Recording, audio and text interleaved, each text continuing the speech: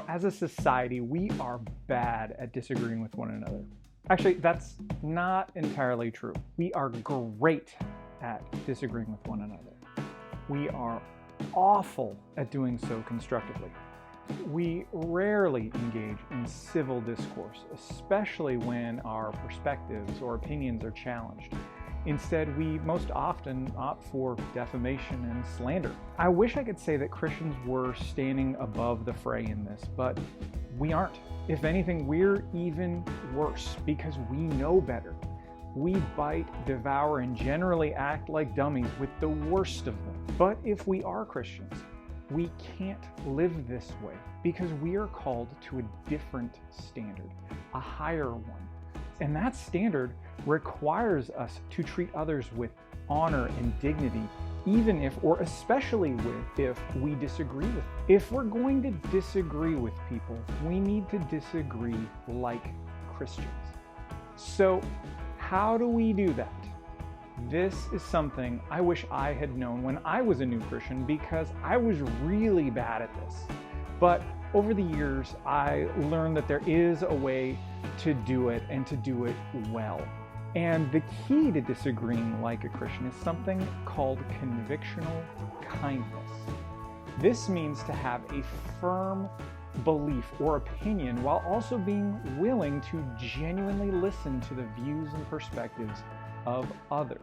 Once upon a time, this went by a different name: charity, which is a lost virtue in our culture, one that has disappeared as rapidly as our love for hot takes has appeared. But charity has long been valued by Christians especially. It is essential to our faith because it is an outworking of both the focus we're encouraged to have in Philippians 4:8, that is, to think about whatever is true, worthy of respect, pure, just, lovely, commendable, excellent, or praiseworthy, and also the sort of love that Paul wrote about in 1 Corinthians 13:4 and 7, as not being envious or boastful, rude or self-seeking, irritable, or keeping records of wrongs. The kind of love that rejoices in the truth, that bears all things, believes all things, hopes all things, and endures all things. So that's what convictional kindness is, but how do we actually practice that? Here are 5 steps. So the first is to be a good listener. And in many cases, our disagreements aren't disagreements over essential matters. There are points at which we're really talking past one another. I might say one thing, but you won't hear it as intended if we're using similar language to mean different things. So to address this, we need to be good listeners. We need to try to understand what someone else is saying instead of making assumptions. We want to ask good questions that invite clarification and deeper explanation. Sometimes this means that our conversation partner may realize there are some gaps in his or her thinking, but it may also mean that we realize the same thing. And while this can be uncomfortable at times, it's also a gift. Second, respect your conscience and that of others. When we disagree with others, it's usually not about anything to do with our core principles. It's about different perspectives and preferences in a lot of cases. And in those cases, we need to treat one another's consciences with respect. That's something that we learn from Romans 14. Recognizing that we don't need to judge one another or argue about issues where we are free to disagree. Which leads to number 3, that on certain matters, we really can choose to agree to disagree.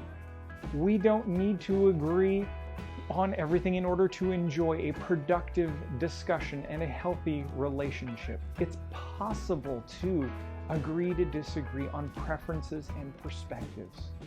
Now, having said that, there are some issues where agreeing to disagree isn't actually possible. And that's when it comes to the principles of our faith, especially, whether it's the essential truths or the core and clear practices that we're called to. In those instances, going along to get along isn't possible. But even on those matters, we can and should aim to discuss, debate, and even confront in a way that reflects the love Christ shows us and calls us to reflect. Fourth, don't engage. There are some people who are always looking for a fight. They love to argue and to debate, not because they want to help anyone, but because they want to puff themselves up. And the most charitable and healthy and even loving thing to do is to not engage with them at all.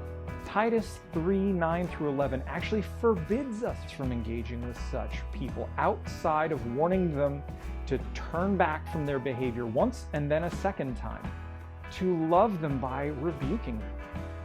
But if divisive people persist in being divisive, have nothing to do with it. Fifth and finally, pray. Ask the Holy Spirit to give you clarity and understanding and the words you need to speak. Pray that everyone would hear well, that humility would be evident, and that love would reign in every moment. Really, that in essence is how you practice convictional kindness. It's what it means to disagree like a Christian.